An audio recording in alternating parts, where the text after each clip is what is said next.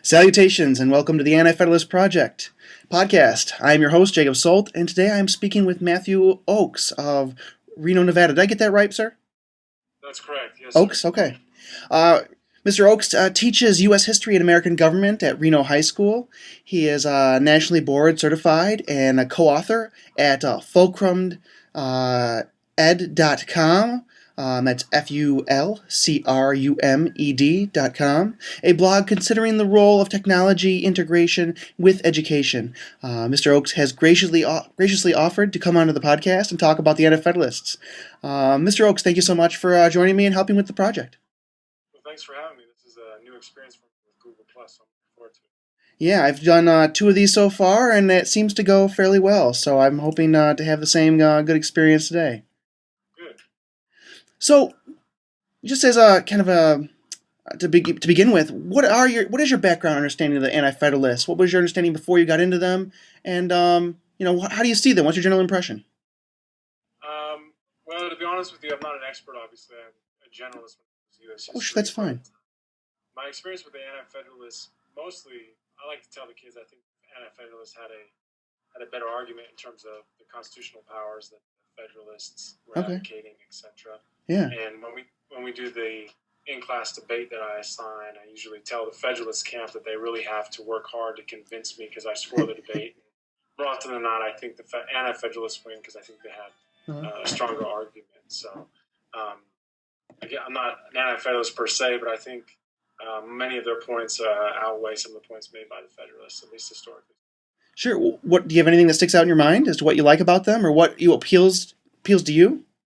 To me, their argument about inclusion of the Bill of Rights is significant.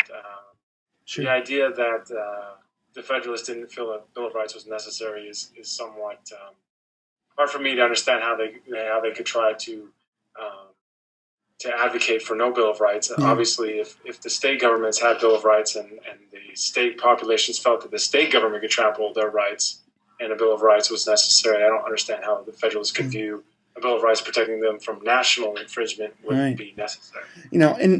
Sometimes some of the writing is considered polemical or rhetorical, but the arguments that I'd seen by the Federalists, specifically, I think Webster was one who made these arguments, and in addition, who else made Hamilton? But that to actually enumerate the rights held would be to exclude rights you might forget, or might be to suggest that you have no other rights other than those enumerated, was the argument made by the Federalists. I agree, and that's how I teach it to the Federalist camp. And again, I have to kind of play both sides because I am preparing both sides for a debate in class. That tends to be one of their main arguments, that the enumeration of rights is actually a limiting factor, which helps explain, at least for my kids, the inclusion of amendments such as the 9th and the 10th Amendment, where they're catch-all amendments, if you will, in order to try to anticipate amendments later down the road. Sure. So, we met on Twitter about this debate you have in class. Could you explain exactly how you set that up and what that looks like and your general, your experience with that? Absolutely. The Center for Civic Education organizes a class called We the People, in which students participate in mock congressional hearings. Okay. And it's competitive, and there's a national finals in Washington, D.C., and until very recently has been funded by Congress. One of the early lesson plans deals with, obviously, the ratification debates, and the Center for Civic Education has a nice series of handouts where the students are given a really nice summary of the positions of both the Federalists and the Anti-Federalists with regard to things like Republican forms of government, the presidency, Congress, etc. So the way I organize it in my classroom is I give groups of 2 to 3 students the Federalist position on the presidency, for example, and then an opposing Anti-Federalist side on the same topic. Then I have them write a 1 to 2 page essay just so they have some actual background knowledge for an in-class debate. Yeah. And then the day of the debate, I stand them up, give them about 2 minutes to make their best points, and I give each side a 30-second rebuttal, and I just score based on who I think did the best. And I always make sure that they include at least one quote from either the Federalist Papers or Anti-Federalist writings, depending on their position. Oh, neat. How do your students like it? Is that one of their popular or unpopular? I mean, there's a public speaking role people don't sometimes feel comfortable with, and right, and that's one thing you have to kind of counter, and I think that's where having them write their position from the viewpoint of the Federalist and Anti-Federalist helps. And I tell them that to be very partisan, if you will, or very one-sided in their writing, which they really get into. That's cool. And yeah, we got so excited this year in my third period class that the front office actually called and asked if we were bowling because we're on the upstairs level. So we had the wrapping of desks and hissing and booing, and I'd like to show them clips from the HBO series John Adams when they're in the Continental Congress, just to give them a sense of what an 18th century debate or political meeting might have looked like. So they get really involved. It's a fun activity. Yeah, neat. Yeah, that is, I like that. So you saw my videos that I put on YouTube. Was there anything that you responded to, or that agree or disagree? It's fine. It's anything that came out in your head, or nothing that sticks out. Okay. I looked, to be honest with you, a couple days ago when he first sent me the link, and I've moved on. We've already gone through the Constitutional Convention, so that's long ago, and we're talking early presidencies right now. So I've moved ahead. So sure, that's fine. In your debate, actually, I had a discussion last night with a PhD student at University of North Carolina, and he said, that it's hard to fit the Federalist ratification debates in because you only have 180 days of curriculum time. How long do you spend on this Anti-Federalist portion for your class? Does it take 1 day or 2 days? No, I'd probably give them from the time the convention is over, so to speak, in terms of what we do in class. I take about a week on the whole ratification debates. Sure. Part because I try to emphasize to my students that many of the things that the Federalists and Anti-Federalists were arguing about are things that are still argued about today. The role and the nature of government, the proper exercise or use of governmental powers is still relevant today, especially coming up on an important presidential election in 2012. So I try to make those modern connections to the past. One issue that keeps getting brought up, and maybe that's because I keep speaking to some of the similar people, but a lot of comparisons are being made between the Anti-Federalists and the Tea Party, or the Anti-Federalists and the Occupy movement. What do you think about those comparisons? To be honest with you, I never considered that. Yeah. That's an interesting comparison, I guess. I don't know what I think about that. Right. I've never thought about it, so you caught me. That's all right. Saul Cornell, a historian of the Anti-Federalists, he kind of said that he sees the Anti-Federalists as part of the dissenting tradition in America. That that the kind of the curve or general direction of America has been increasing federal control, and they are this the first starting point of dissent to that ever-increasing federal control, and I said maybe in that kind of, perspective, there are comparisons to be made, but yeah, I don't know. I mean, it seems the Tea Party bases a lot of they want like an originalist, it seems to me, interpretation of the Constitution, go into like what the people who passed this law in this time thought about what this law was going to mean, and they want this originalist type interpretation of the Constitution. Whereas Anti-Federalists are actually saying, they're actually making extra constitutional arguments against the Constitution. And in my research, one of the arguments that I kind of keyed in on was this natural rights theory. What do you think about natural rights theory as an ethical theory? Does it make sense to you, or are you along the lines of course, the famous response from Jeremy Bentham is natural rights is just nonsense on stilts.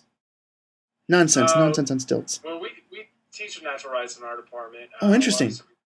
We go straight to John Locke, obviously, is an easy place to go with natural rights, but we also, in our department, we like to include at least a cursory look at people like Hobbes, Rousseau, and Montesquieu, and just trying to branch out into different philosophical structures. Yeah. I think there are some beneficial things for kids to consider natural rights, especially as it relates to the Declaration of Independence, things that government does on a day-to-day basis with regard to due process rights, etc., taxation, all those things. So we start with John Locke, just a basic understanding, and I think it's important that the kids understand that. It's hard for some of the kids to kind of experience or imagine a state of nature, as John Locke would argue. So what I like to do is I like to show the first 10 minutes of the first season of the first episode of Lost right after the plane crashes. Yeah.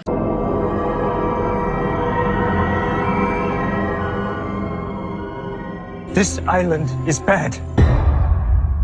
And Fox's character is running around as seemingly the only doctor, kind of taking control. And I asked him, what kind of things are these people now going to have to consider? It's almost like Lord of the Flies, if you've read that book, where children are forming government. So that helps kids kind of imagine a state of nature. And a lot of kids, once we study the Lockean principles, if you will, they really can make some concrete connections to what Jefferson is writing about and kind of further their understanding of Jefferson with regard to natural rights. That's great. I didn't know that was going on in a lot of social studies classrooms. Is there any other intersections of philosophy and social studies that you guys have? Yeah, absolutely. This past week in my government course, I teach U.S. history and American government. We spent some time talking about just interpretation methods of the Constitution related to how you read the Constitution. Another of my colleague likes to throw in St. Thomas Aquinas with regard to what are legitimate laws and rights and those sorts of things. And my colleague said that he felt that St. Thomas Aquinas was a little bit more approachable than some of the other philosophers in terms of being able to be read and not being so parochial in terms of a philosophical means to understanding laws and rights, etc. Interesting. Okay, well, what do you think about the argument that I'm making in terms of this natural rights theory? Then has some kind of, perhaps there is if you take a strong enough view of this natural rights theory, it seems to, perhaps at least in my argument, seems to conflict with the idea of a proper or legitimate ends of government. That government, the Anti-Federalists try to get around this by saying the purpose of government is to protect rights, but they're only too aware of the fact that government having power, it becomes a potential source of violation of rights. And is there a problem there? I'm not sure if there's a problem necessarily. I think John Locke would say, and as Jefferson writes, Locke says that we enter into social contracts to protect ourselves from the whims of the others. And again, under Locke, he would say that most people are rational beings and that the law of nature, so to speak, dictates that they don't walk around killing each other. And I think that Locke would say that we have the ability to create government, and once that government's created, that we do it willingly, and that should that government, as Jefferson says, move outside of its bounds, we have the right to overthrow and create new government, either violently or in the election box. So I don't know. I never really considered a conflict between the Anti-Federalists and the natural rights philosophy. I would say, however, that the Anti-Federalists seem to be more aligned with classical Republican philosophy, where small homogeneous, state populations are where government should exist, and not a large extended republic over a heterogeneous population where religion and education are different from state to state. Absolutely. So I'm not sure that there's a conflict there. Well, it's interesting that you broke up the kind of the localism of the Anti-Federalists, because that's another thing where I thought that it was interesting. Like a natural rights theory, it tends to blow up political interpretation down to an individual. And it's basically, it requires like what Ludwig von Mises would call a methodological individualism, or that you need to study the individual because only the individual makes choices. Groups of people certainly are useful conceptions, but groups of people only act based on each person's individual choices and ideas, and their means chosen to affect ends sought after. So that even when you take this natural rights theory and look at individuals, that all the arguments, that any argument that the Anti-Federalists might use using these natural rights theory could apply just as effectively towards their state government as it was their federal government. Yet somehow they seemed fairly confident in their state government, as confident as, say, Hamilton or Madison might have felt with this federal power. That's true.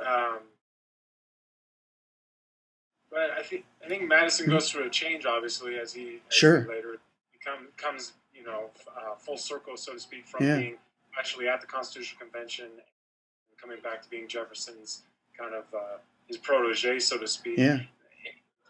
The individualism of natural rights, I think, is difficult for some students, obviously, because the Constitution seems to blend, along with the Declaration of Independence, elements of natural rights with individualism, with the collective whole, or what Madison might have called enlightened self-interests dictating.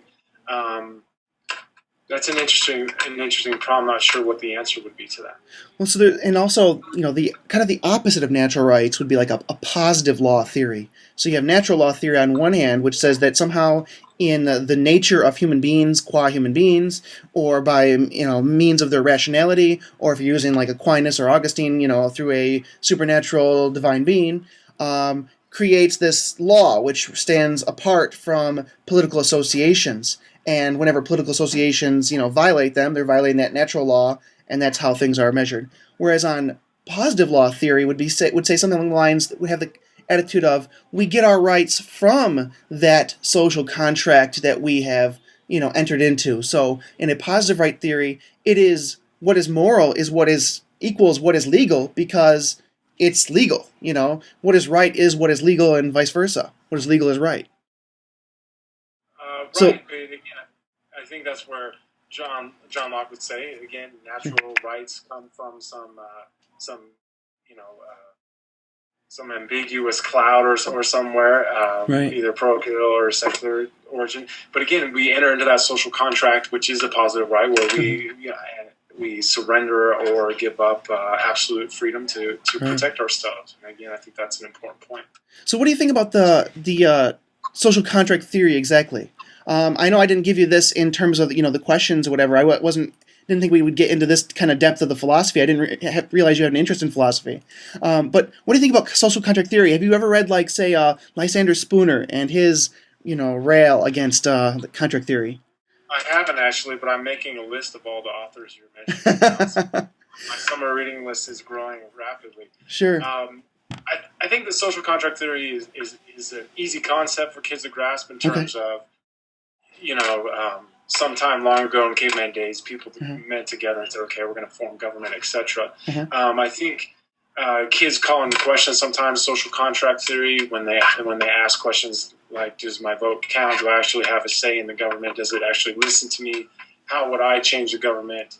How do I, call in my part of the contract, etc. So I haven't read any critiques of it, but I will now. Sure.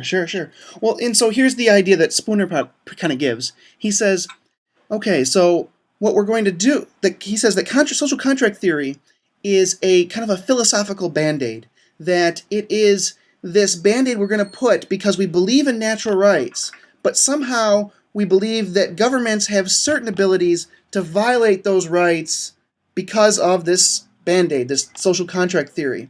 And he says, well, what is a contract? It's an agreement gone into by two or more parties, and so it's agreed to, and it is usually written down as some kind of evidence or proof, because otherwise in a court of law how would you show or produce that the fact that this contract agreement was even put into place? He goes, I don't see any place where individuals who say they don't agree could be proven wrong, and there's no evidence of the contract existing, and it seems to obligate people who aren't even born yet, people who, don't even exist yet. So how would that work? How can we contract with people who don't exist yet? So can we really say that there is such a contract, and if there isn't, then isn't this just like a philosophical Band-Aid to kind of fix what we allow and permit in our heads with this natural rights theory? In that context, absolutely, it's a Band-Aid because obviously, like you said, there's no tangible record. It's not like we have a Magna Carta sitting around somewhere that talks about that. I think that's why Jefferson advocated for the creation of a new constitution every generation or so each generation could have that tacit or not have tacit compliance with the Constitution, whereas each generation would design and actually participate in the creation of a social contract, either through elected representatives or themselves. Now, obviously, as I try to pull out of my kids, a constitutional convention today would be very difficult to run because who would A, select the people, B, if people tried to hold it in secret, the conspiracy theorists would come out of the word work, and C, our population is so different now, we would probably take much longer than the founding or the framers or however you want to refer to them took in the first place. Yeah. So I had a couple thoughts. I'm trying to just kind of playing with these ideas of what I should say next or talk to you about next. Well, this is fairly interesting. So I guess one thing I kind of saw was that the Federalists, specifically Alexander Hamilton and Madison, they seem to have some kind of faith in human nature in terms of that enough faith in the politicians or the representatives that they would be men of enough integrity that they wouldn't violate people's rights. And that's kind of how, in the Federalist mind, how they saw that rights were going to be protected, that the people being voted on are going to be the best of the best. They're going to be the creme de la creme of the politicians. They're going to be men of integrity, and they're going to be careful of, watching over jealously guard the people's, rights and stuff like that from government incursion. But essentially, there's all these different interesting little wrinkles in the situation. You have Madison's, famous quote, "If men were angels," that one there. And so, but the politicians, not being angels, and the people being of the same kind of person that the politicians would be, why would the politician be needed to protect the people if they're the same type of person? And so, how does that work exactly? I mean, I guess what I'm trying to say is that, what do you think about that particular protection, that the politicians will be men of integrity? Do you perfectly find that personally persuasive? Well, yes and no. Obviously, Sure. we could point to historical examples, both Yeah. contemporary and more historical, where we have less than great politicians. But what's the immediate right away as you start talking about this difference between the people and the politicians, I thought immediately of Alexis de Tocqueville. When he was visiting the United States, he talked about the differences between the House and the Senate, and how the House seemed to be this rabble of elected representatives, where the Senate seemed to be a little bit more aristocratic in nature and also more refined and whatnot. I think the Federalist argument would be, well, that's why we have elections every 2 years. Now, obviously, the Anti-Federalists balked at the fact that there's no term limits and that you could have this elected aristocracy. I don't know of a good way to weed out politicians with regard to who would be qualified or not. I mean, I have a lot of cynical kids who think that money, and they're probably right to some extent, money equals power in our system of government in terms of who gets elected and whatnot. So Sure. That's a difficult question to answer.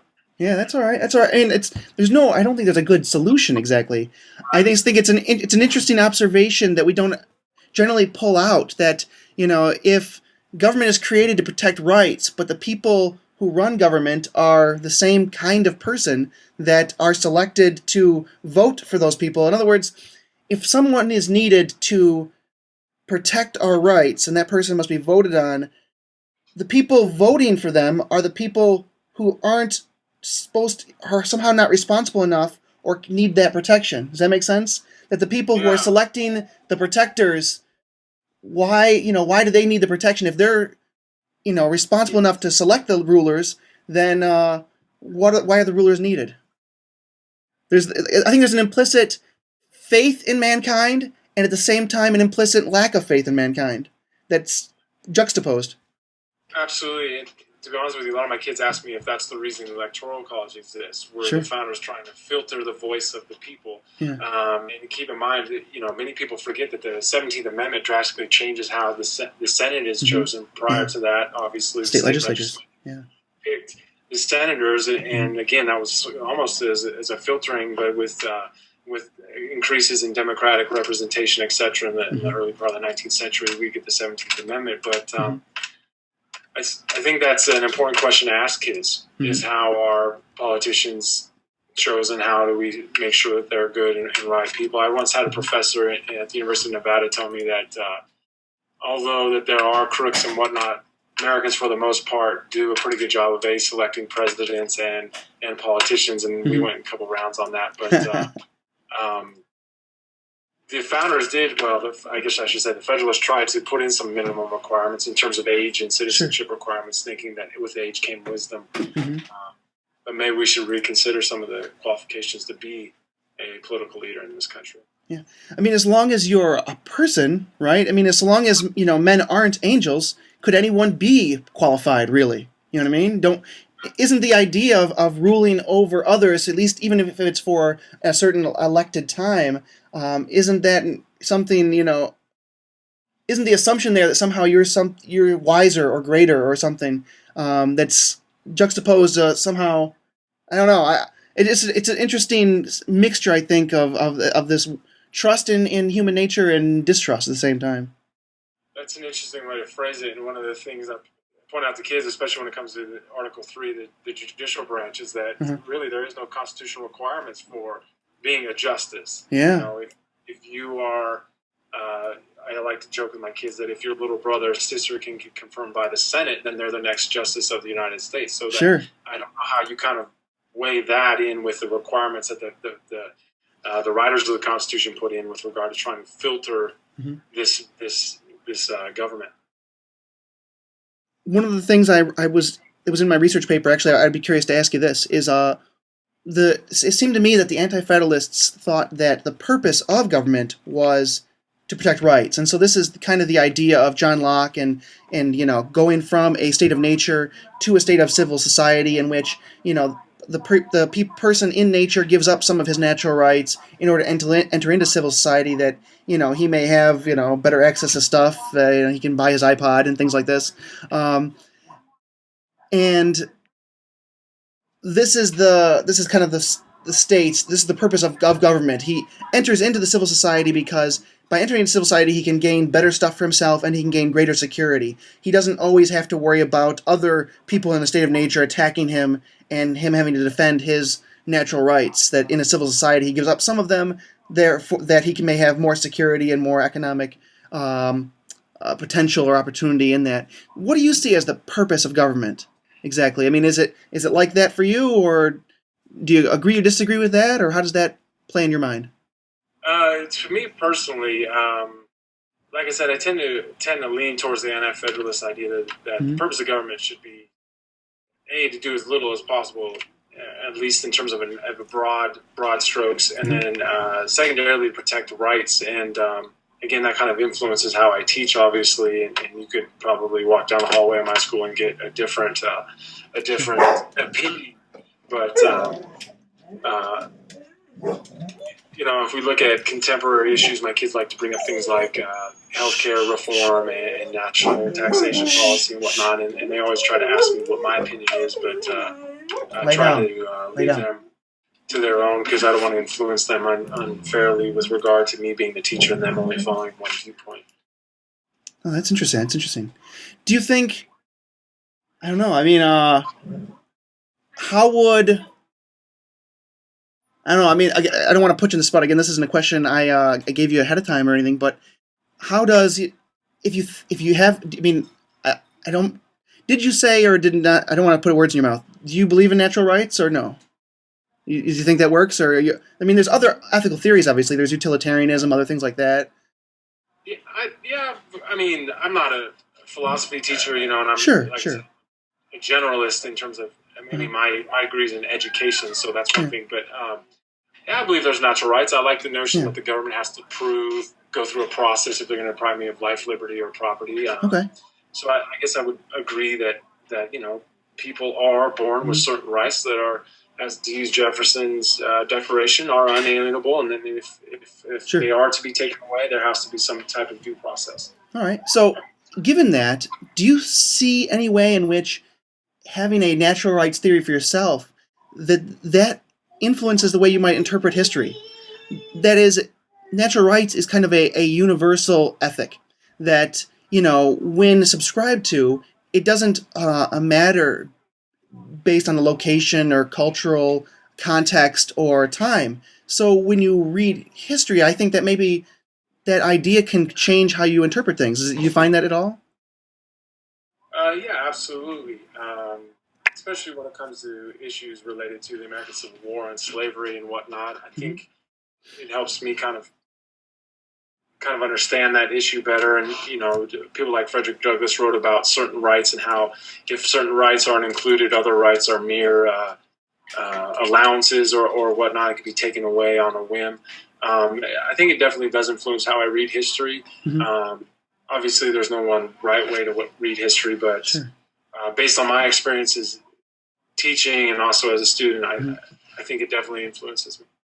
What about this idea? And this occurred to me as I was going through the project, that if you started looking at things through this natural rights perspective, again, through this, kind of an ethical category, ethical category, you begin to see that, I don't know, history seems a little bit different suddenly. You look for in natural rights the initiation of force as, in terms of violence or coercion or in fraud, and these are the kind of the three categories for initiation of force. And then you could say, and so when I started reading history that way, looking at for these three things, I began saying like, okay, well that's the bad guy in this story, and so I mean, in a way, I don't like it because you don't want to moralize history exactly. You want to. There's some part of you that wants to remain objective, even though you know that history can't be objective. It has to be interpretive. Yet at the same time, there suddenly jumps out at you all these bad guys. You know what I mean? And then victims of bad guys. And so you want to kind of be the historical writer and just point out the villain as he appears. I understand what you're saying, but I think that's dangerous for some students. Sure. I don't know what the theory would call, but this force theory or good versus evil. Yeah. Partly because that reduces a lot of history to large narratives of history, these meta narratives of history where it's good versus evil, and you lose some of the individual stories or the individual components of history. I don't think it would make good guys bad guys like Darth Vader and the Force type of situation. What it does is in this particular scenario or context. So in other words, somebody does something wrong, that doesn't make him bad all the time. It just makes him bad in this particular moment in time when he forces or uses violence or coercion or fraud on this person here. Does that make sense? So like it wouldn't create good guys, bad guys history in terms of once a person does evil, he's always evil, but it's certainly something. There are times when governments legitimize evil, and where the history would kind of say, well, that was okay. And now we're kind of, I think, in the last couple decades, we're waking up to say, well, let's look at some of the ways that minority groups and people have been oppressed, but there's other groups that perhaps haven't yet been recognized as having been oppressed. And I don't know, as I learned more about natural rights theory and began to look at history through a natural rights theory view, it changed how I saw things, the ethical interpretation of them. I can see your point there. That I guess I misinterpreted what you were asking. That's okay. I mean, maybe you still don't like that. I just wanted to make clear what I was trying to say.